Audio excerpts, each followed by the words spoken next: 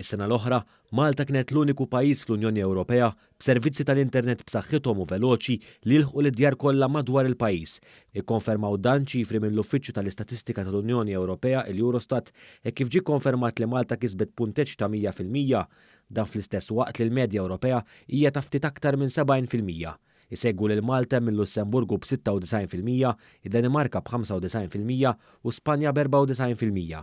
Min-naħa l-oħra servizzi tal-internet b'saħħithom u veloċi li jolqtu l-inqas djar f'pajjiżi Ewropej jinsabu fil-Greċja b'20%, f'Ċipru b'41% u fl-Italja b'44%.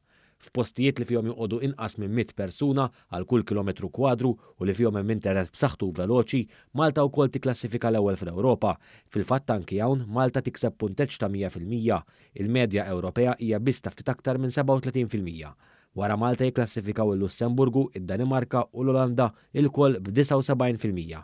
Fost il-pajjiżi Ewropej bl-aktar internet b'saħħtu li jolqot l-inqas żoni li fihom jgħixu inqas minn 100 persuna għal kull kilometru kwadru hemm il-ġdid il-Greċja b'0%, ir-Repubblika Ċeka b'7% u l-Finlandja b'12%.